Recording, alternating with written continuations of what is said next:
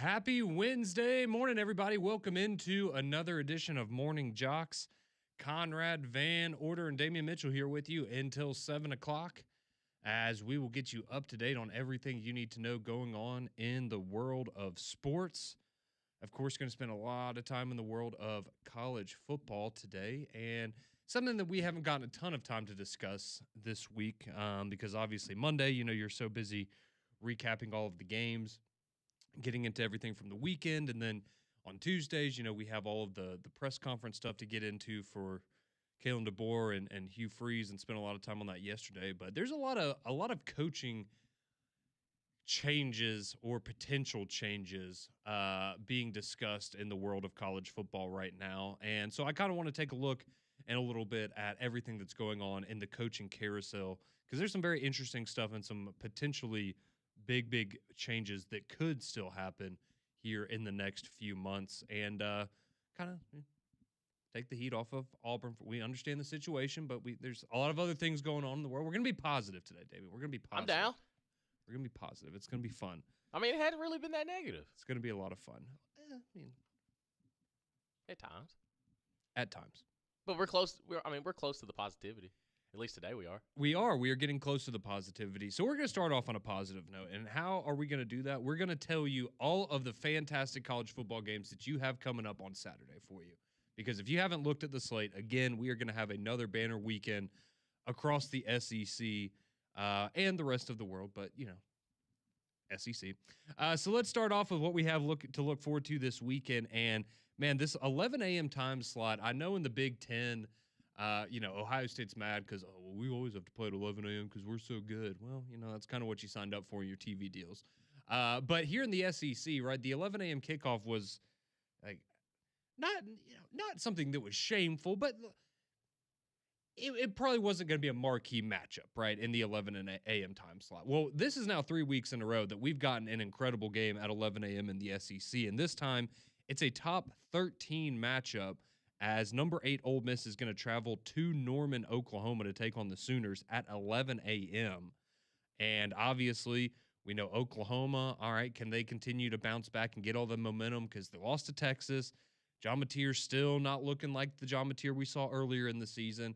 So is this the time Oklahoma, are they 100% healthy now, or are they going to make a statement against Ole Miss?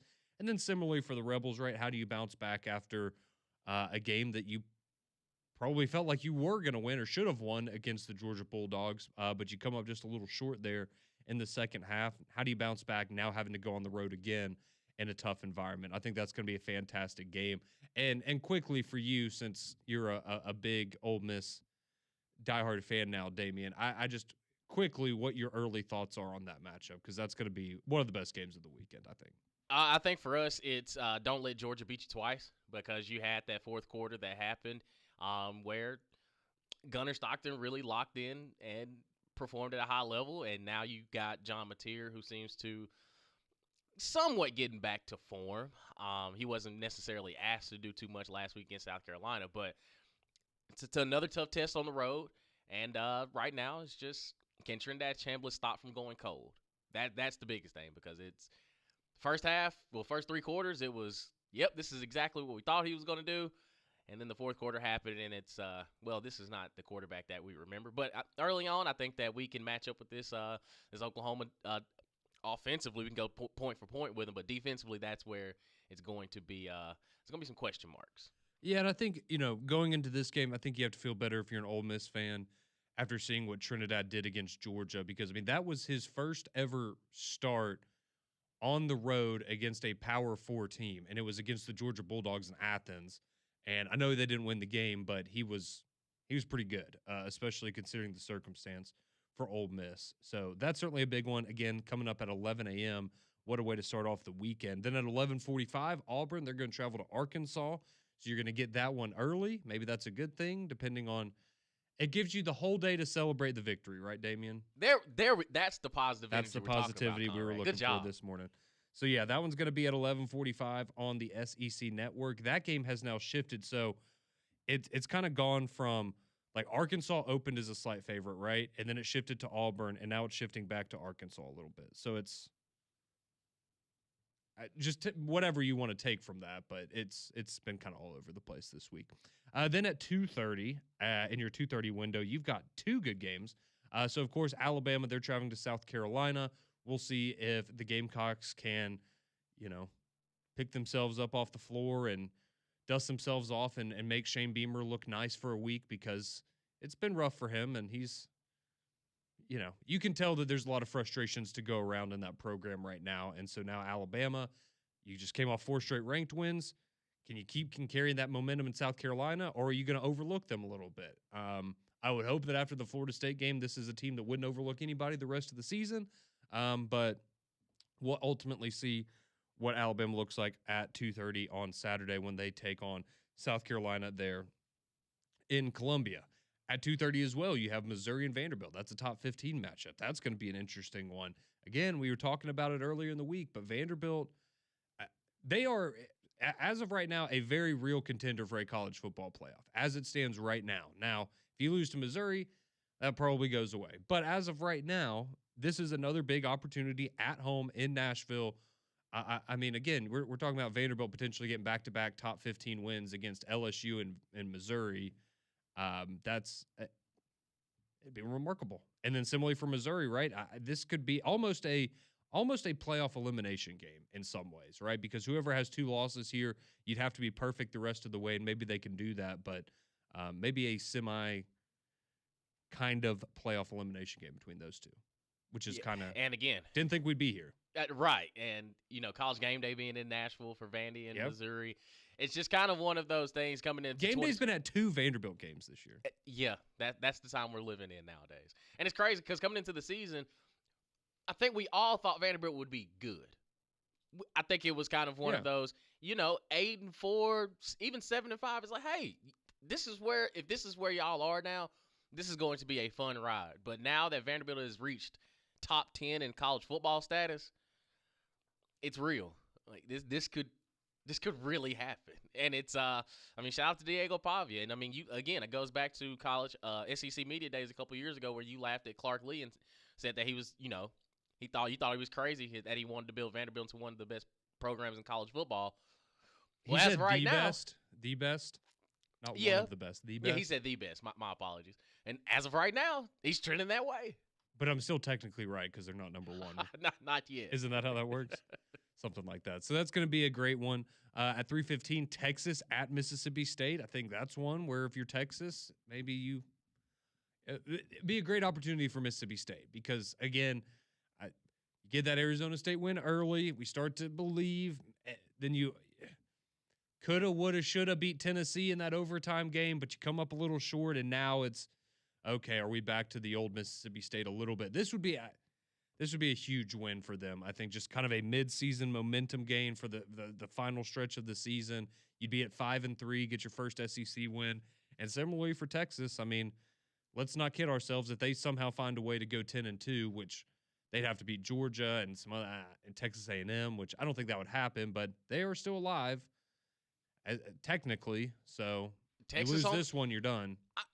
It's a little too early for me to say that there's going to be an upset, but Texas has looked terrible on the road this season. Well, and that's the thing, right? Do they take what happened against Kentucky and go, whew, all right, that was our close call. We're not doing that again. Or is that just, that's just Texas? Man, if they can keep Blake shaping up right and they can catch a couple of those bombs that they hit against Florida, I'm just saying, I'm not calling it, but I would not be shocked if we come in Monday like, hey, Texas blew another one. It would not be one of the craziest things that's happened this college football season. And if you're Jeff Lebby, think about, you hadn't won an SEC game yet, but the first one you get is against Steve Sarkisian and the Texas Longhorns. Yeah, the greatest team of all time. That would be great. It would be very impressive for Mississippi State. And then finally, your nightcap, you got 2 games in the later window. You've got at 6:30, Texas A&M at LSU. A massive, massive game there in Baton Rouge. As again, LSU, you lose this one, you're done. Done. You're out of the playoff conversation. And then we're having a very interesting conversation that we might actually bring up in a couple of minutes as well about Brian Kelly. And then for Texas A&M, right, it's just you got to stack these together. And again, you could lose this game and still be in great position when it comes to the playoff. But LSU's not they're not terrible, but they're not a great team this year. And Texas A&M looks to be one of the great teams in college football. So these are the games you should be able to win. But I do understand on the road in Death Valley at night, it's going to be difficult. So very excited for that one as well. And then Tennessee coming off the loss to Alabama, they're going to roll into Kentucky again. This is another opportunity. If you're Tennessee, don't let Alabama beat you twice. You should easily handle Kentucky, but again, Tennessee's in that same situation now as the LSU, as a Texas, as maybe a Missouri and a Vanderbilt, where if you lose this weekend, that could be it for you, right? In terms of the playoff conversation. So a lot on the line for a lot of teams this weekend in the SEC, and it's going to be fantastic. And of course, tomorrow we'll spend more time breaking down specifically Alabama and South Carolina, and then Vanderbilt, or Auburn and Arkansas. That's coming up for you this weekend. So we'll get into that a little bit more tomorrow. But as these games go along, there are going to be teams that win. There's going to be teams that lose. And when your team loses, a lot of it goes on your head coach. And as we've seen this year, teams aren't scared. They are not scared to pull the trigger on these buyouts. They are not scared to pull the trigger on coaches that have had some really high highs at their programs. But the second you get to the lowest of lows, you're out the door. So what's going on? What's the latest on the college football coaching carousel? What should Lane Kiffin do? Is Brian Kelly in trouble? That and much more as the conversation continues here on Morning Jocks.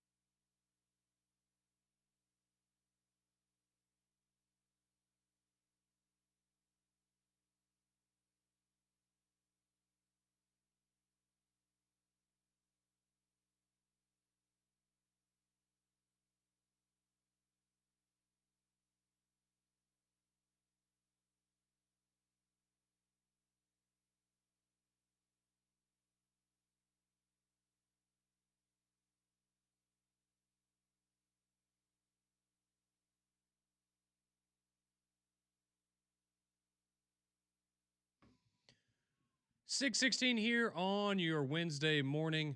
Appreciate you tuning in to Morning JOX, making us a part of your day each and every morning here as your home for college football and much more.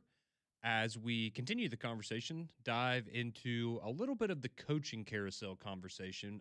Because if you haven't been keeping up to date with everything else going on, and look, we've spent a lot of time talking about the situation at Auburn with Hugh Freeze and what that's going to hold, or what the future is going to hold for that. And we'll get away from that because we've spent plenty of time over the last couple of weeks talking about that, because there's a lot of other schools and a lot in the SEC really that could potentially have changes. There's some buzz that there could be changes. And there's some coaches that are going to have to make some tough decisions about whether they want to stay put or whether they want to go and attempt to build something at another program and bring it back to glory. Lane Kiffin. So let's start off with Florida, because that's the most recent one, obviously. They fired Billy Napier on Sunday, and they are now in the midst of a coaching search. And we'll get to Lane Kiffin in a second, but there's a very interesting report that came out yesterday, and I don't know if you saw this as well, Damian.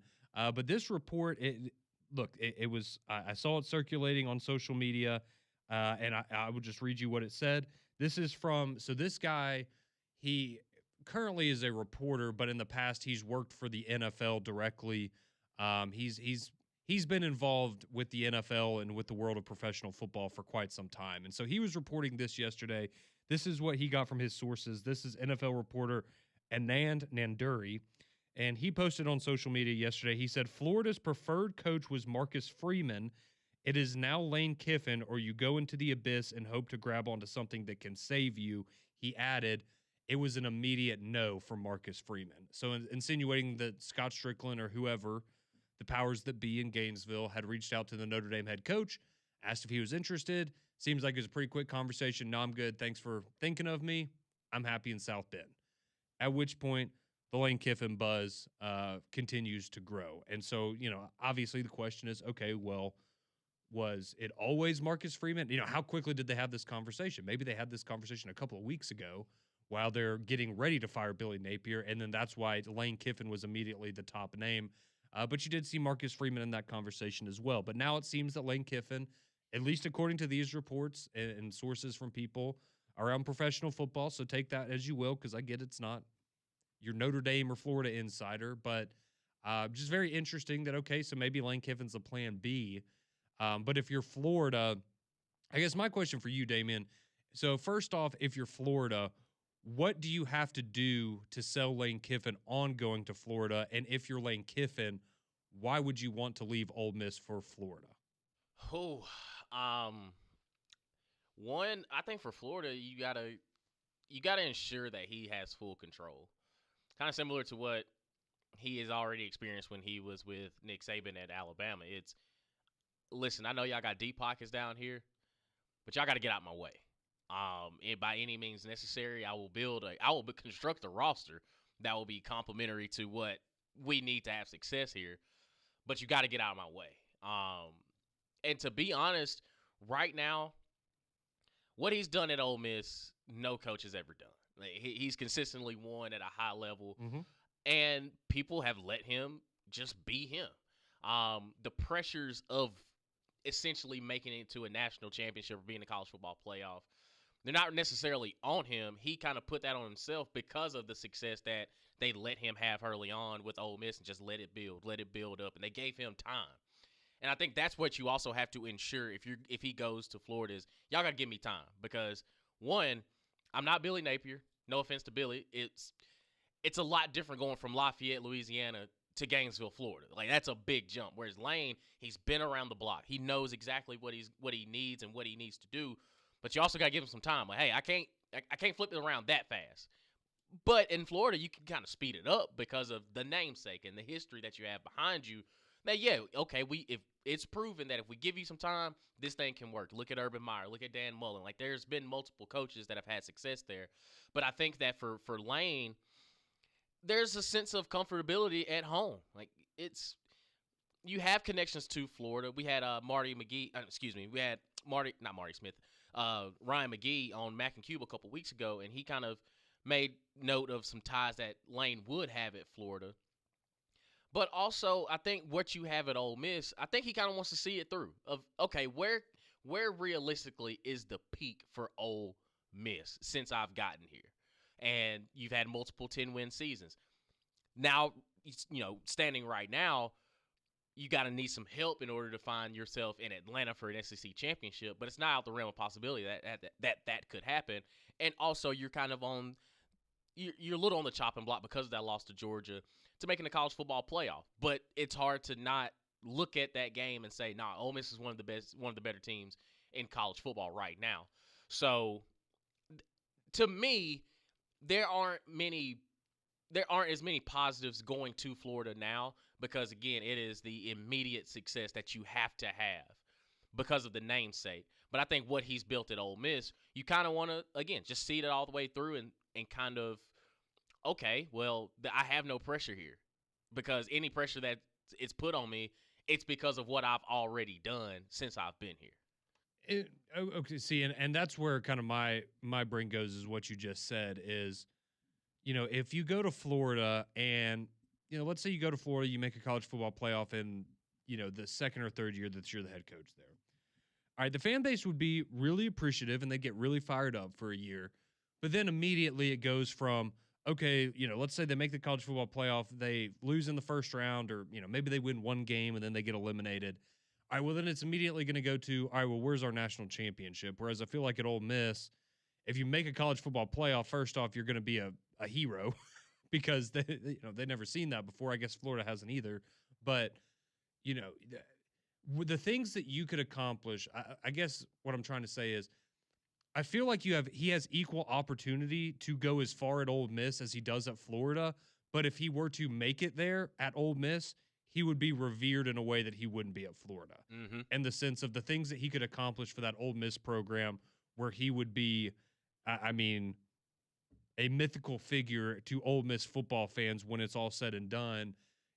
I think that's a little different than going to Florida, where, yeah, you could go and have a lot of success, but probably not going to be remembered more fondly than, Spurrier or Urban or, like there's a much longer history. Like he has to start off with a dynasty. Exactly. Like essentially, if he goes to Florida, he has to win automatically. There's no room for, okay, well, all right, say they win 9 games his first year. It's okay, thank you.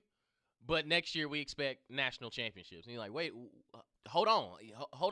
I'm still in the SEC now. Like this is a building up process. I can't just immediately jump in. And again, the transfer portal, NIL, like you'll have all those resources, but the expectations are so high that, and because of who he is and what his name is, it's just expected for him to jump in as soon as he gets there and take it to the national championship. And it's very difficult to do no matter who you are.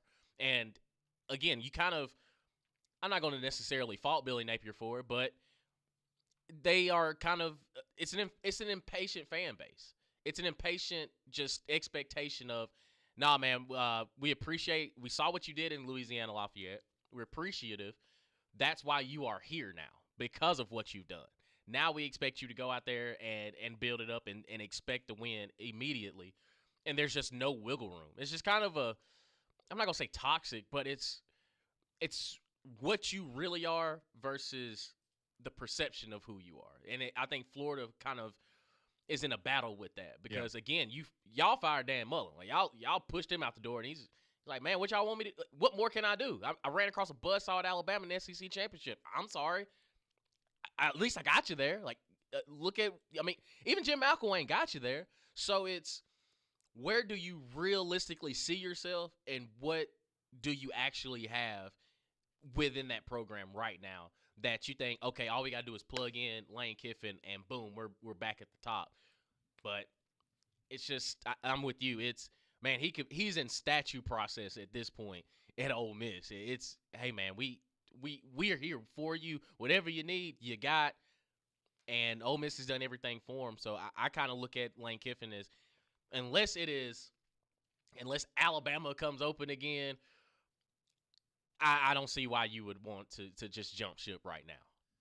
And that's kind of where I am. Personally, I would be a little surprised if he ultimately took the Florida job, if that's the way that this goes, just because, I think with his family, right? He's got his kids there with him, and all he's got it. Just it seems like this is where he wants to be and where he is happy.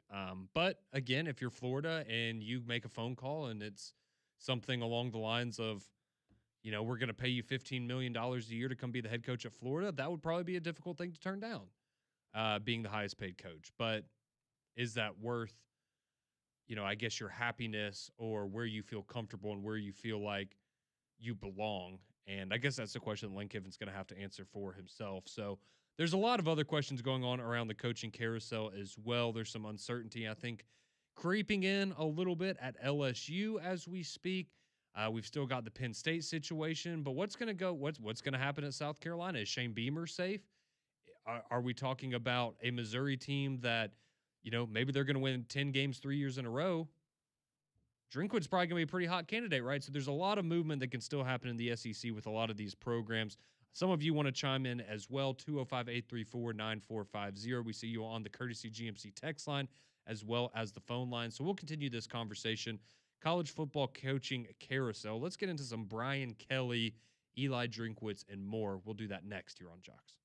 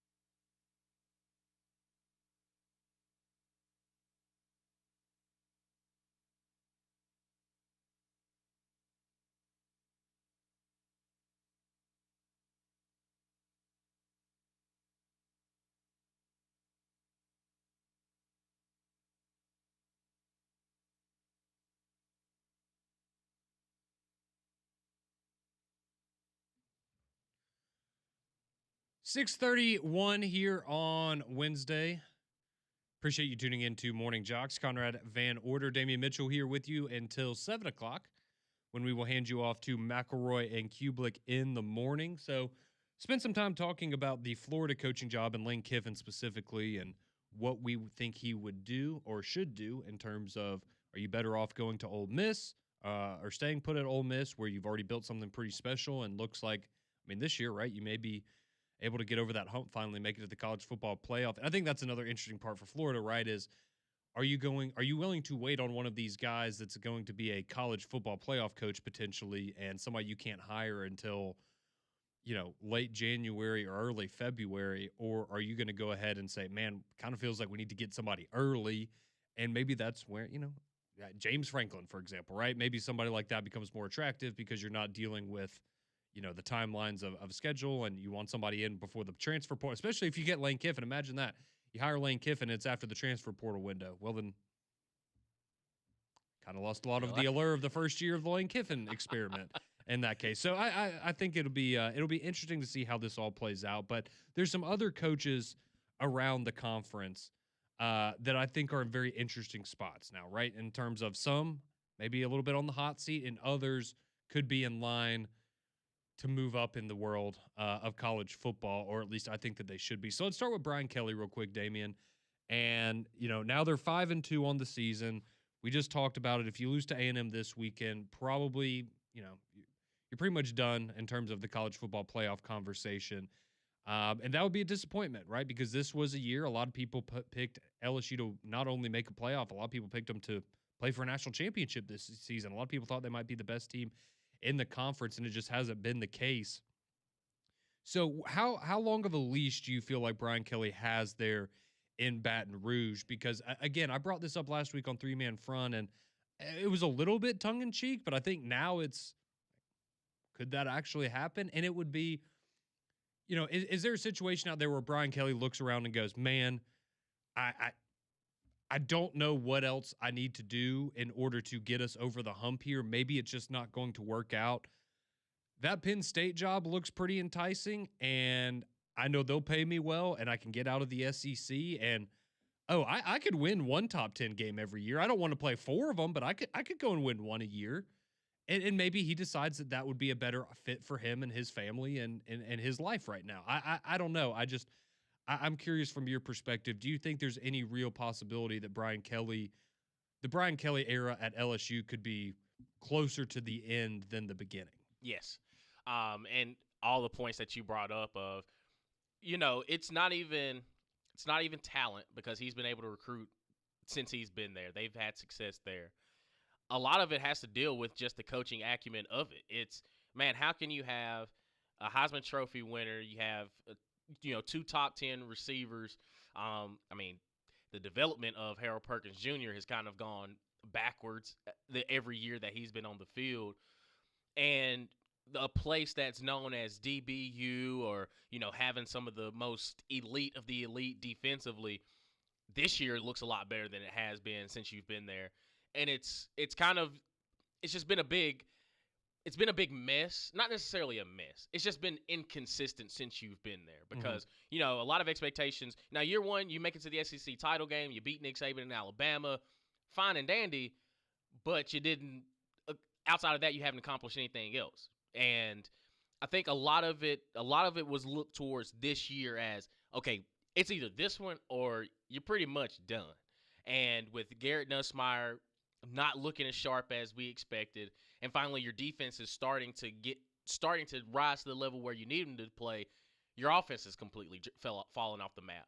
So it's kind of complete yin and yang, and at a place like LSU, you should be able to overcome those hurdles and find true success. Because, again, if Ed Orgeron can find lightning in the bottle, if Les Miles can find lightning in the bottle, if Nick Saban can do it, you have no excuse, because you have built it at places that nobody thought. I ain't going to say nobody thought, but even as inconsistent as you were at Notre Dame, you found yourself in the national championship game.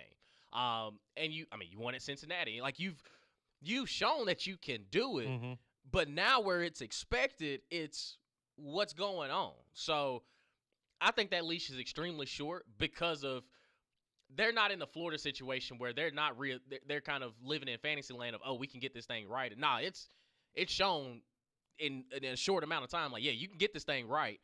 But I think if you're Brian Kelly, that Penn State job does kind of look a little bit more appealing because, okay, if as long as I can even do part of the things that James Franklin has, you're going to keep me there for a while. Like, there's a little bit more stability and not a lot of pressure for me to go out and immediately find ourselves contending for something. Like, okay, if I beat Ohio State once out of 10 years, okay, it's pretty good.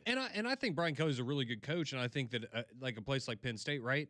I would have no doubts that he could go there and win 9 or 10 games a year without too much issue, probably. And maybe that's more enticing for him because I mean, you brought it up, right? But you're at a school now where your last three head coaches have all won a national championship. And I don't think this is a crazy hot take, but besides Nick Saban, I think Brian Kelly's a better coach than Les Miles or Ed Orgeron. And you can't, it's weird because again, you laid it out, well, and it's, so how do you go from having one of the best offenses in all of college football and one of the worst defenses in college football to having a really good defense and an anemic offense? Like, it doesn't make sense. And you've got what everybody wanted, right? You've got the experienced quarterback that's coming back for a final year, supposed to be a first-round pick. You went and got a bunch of talent at the wide receiver positions. I understand they've had trouble running the football, but I don't know. It's an interesting situation for Brian Kelly and LSU. And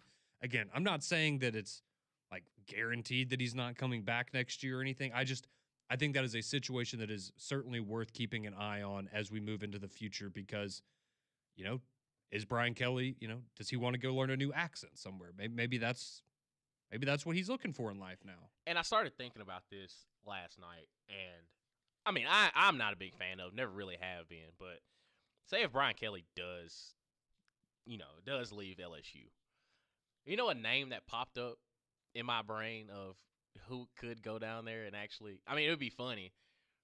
Mike Gundy. It would be absolutely hilarious. Like, it would just be it's something that I think LSU would entertain. They would never in a million years do that, but it would be funny. Right. It's kind of, okay, well, now offense is our issue. And, shout out to Mike Gundy. He's had some prolific offenses in his time. But it just seems like that would be an entertaining discussion to find out that, Mike Gundy interviewed for the LSU job. I'd at least text him and be like, hey, Eli Drinkwitz told us no. Ryan Grubb told us no. Billy Napier said, I ain't trying to go in the SEC no more, so we're down to you. So what you got going on? If that's what the LSU coaching search looks like, they better pay Brian Kelly $20 million a year to stay there and win 9 games. And if those are the other options on the table, Brian Kelly, you just became the highest paid coach in college football by accomplishing nothing. That would certainly that would certainly be something there. See, this text, we have somebody texting on the Courtesy GMC text line, 205-834-9450. I hope Brian Kelly goes to Penn State and is super successful so we can put the debate to rest that the SEC is the hardest league in all of college football. That'd be interesting. Yeah, I mean, that would certainly be it would certainly help that argument. There's no doubt about it. All right, one last thing I did want to get, kind of your thoughts on, Damian, and that is, I think there's 2 coaches that have done really the last couple of years now a fantastic job in the SEC. And I'm kind of surprised, you hear a little bit when it comes to coaching vacancies, and these guys' names will occasionally be brought up, but I don't feel like Eli Drinkwitz and Clark Lee. I guess I'm just surprised that they're not more prominent in some of these discussions. So I guess my question for you would be, do you see either of them leaving their current schools in the near future? Like, do you think that they could be pried away from Missouri or Vanderbilt, or do you think they're just very invested in what they're building at those current schools? Because I think, especially over the last 2 years, they have done a fantastic job with their situations. Yeah, I lean more of Eli Drinkwitz leaving than I do Clark Lee. I think Clark Lee he's a Vandy guy. Right. And it's also, again, I'm not bashing him as far as his coaching act, but the record is what it is where he's at. But also, he's kind of one of those you only call people by surprise because you got Diego Pavia. Yeah. We've seen what it's like when he's not there. Now you've been the beneficiary of his time at Vanderbilt, which is great, but that's going to parlay him to another job that I don't think he's. The only realistic job I could see him taking is Virginia Tech, and I think it's a lot of it due to tradition. Because I don't think Shane Beamer would go to Virginia Tech. I think he truly. Why is would you want to go and where you're going to be compared to your dad forever? Exactly, Yeah. he can't escape it. Whereas Clark Lee could go there and say, "I've done it at the bottom of the barrel at the SEC level with Vanderbilt. I can get this thing right At the bottom of the barrel in the ACC. Here I come. Yeah, right. Like he's a builder. Like he's got it. Okay, y'all gonna give me some time. And it might take a little bit, but we may catch heat. But I think Eli Drinkwitz. I thought the last 2 years he caught people by surprise. Where it's all right, okay, Eli, he's making a lot of noise, but we really know what it's about. Now this year it's nah, dog. Okay, I got you. I'm sorry. Yeah. Because your defense has really jumped up and really started to play at a high level, and you really work with the pieces that you have offensively. You went and got Ahmad Hardy, who looks like one of the, if not the best transfer portal get in Missouri history, besides Cody Schrader, but he went from division to division. But I think that for what they've been able to do, his name looks a lot bigger than it did probably this time 2023. Okay, so quickly, let's say you're Florida. Lane Kiffin says no. Is Drinkwitz somebody that you seriously would consider for that job? 100%. 100%. Interesting. See, this text comes in from Jamie. It says maybe Auburn should hire Clark Lee. Nah, that ain't the move. That's no. And no offense. I don't think this is nothing towards No, but Clark I don't think Lee. the fan base would be. No. You thought Harsin was bad. God almighty. Let Clark Lee lose to like an Arkansas or a Vanderbilt. This is what we get for hiring the Vanderbilt coach. Right. You can already you can already Yeah. hear the frustrations that would come from. Yeah. No. Nah. Now Eli Drinkwitz, he's been there. Yeah, there would be a text message as soon as we fired. As soon as we found a way for Hugh Freeze to exit, Eli Drinkwitz would get an immediate text right after, like, "Hey man, what you doing? What you got going on?" All right. Apparently, I struck a chord with some people on the text line. But I was just throwing it out there. I wasn't saying it. We were just throwing it all out there, and somebody texted it in, and we were discussing. That's all that is. So we'll continue the conversation here. Your thoughts, your reaction. We see you on the phone lines. We see you on the text line as well. 205-834-9450. They're on the Courtesy GMC text line. We continue the conversation and turn it over to you next.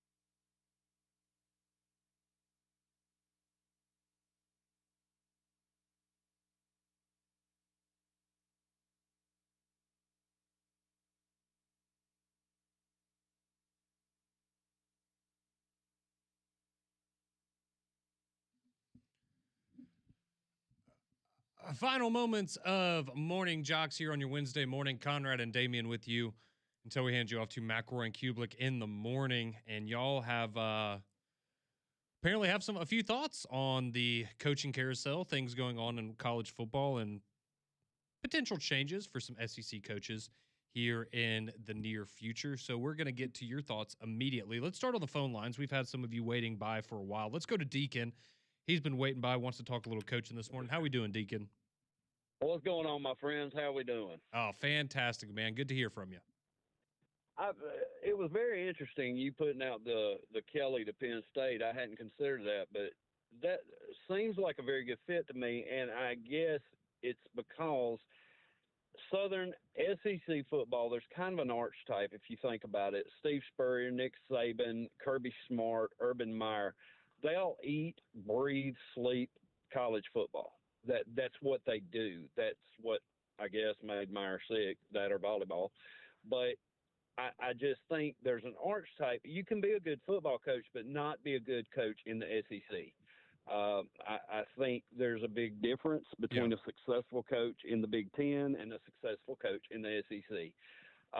However, going to Lane Kiffin, I think Lane would be an idiot to go to Florida. And the reason I say that, his daughter Landry, when the Auburn job came open, asked him if he was going to leave her again. Yeah. You know, his ex-wife is back. Knox is playing football in Mississippi. Yep. My cousin was a head coach at Troy for years, Larry Blakeney. And I asked Larry one time, the South Carolina job was open, and I asked him one time, I said, why wouldn't you want to go into the SEC? And he said, well, I almost beat LSU. I beat Mississippi State. I go to a bowl game every now and again. I make a good living, and I'm here until I don't want to be here anymore. He said, why would I want to make 5 times the money and maybe have a job for 2 or 3 years if I don't win? Yeah, that's a great point. point. I'm here.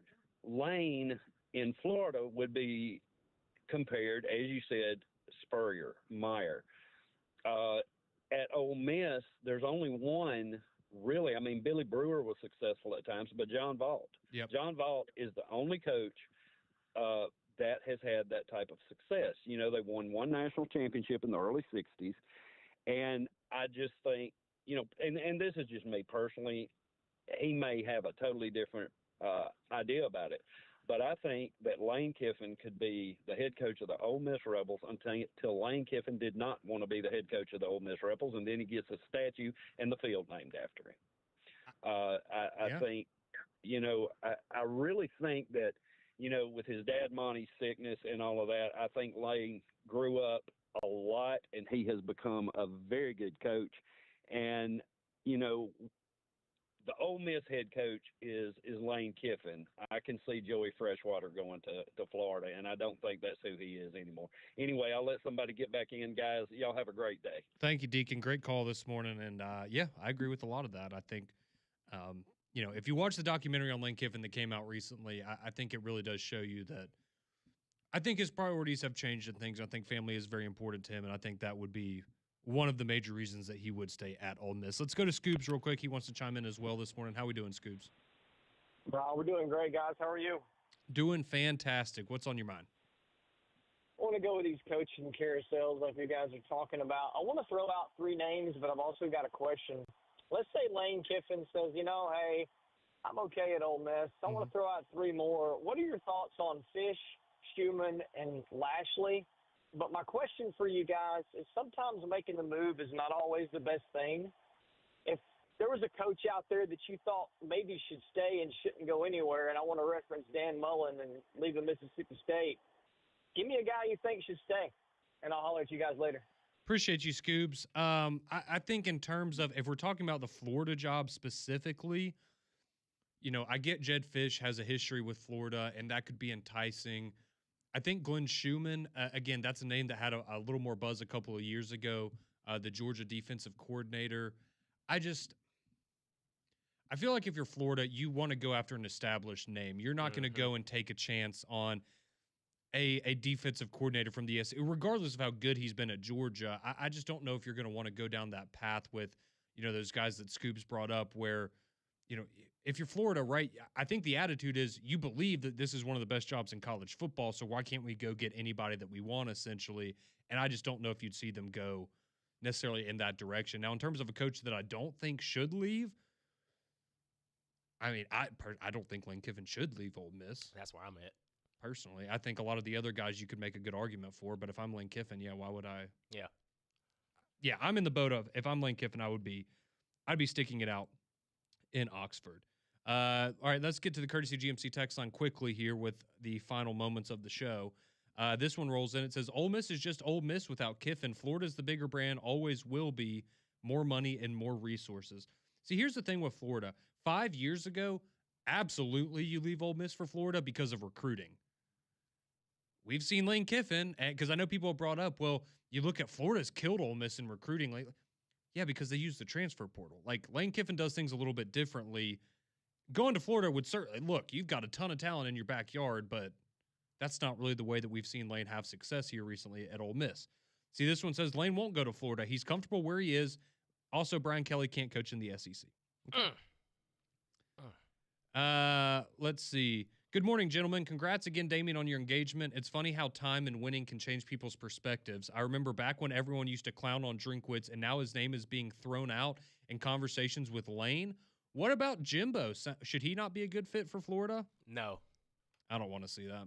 I don't want to see him out. Appreciate you chiming in this morning. We're back tomorrow at 6 a.m. McElroy and Kubelik in the morning. Those guys are next.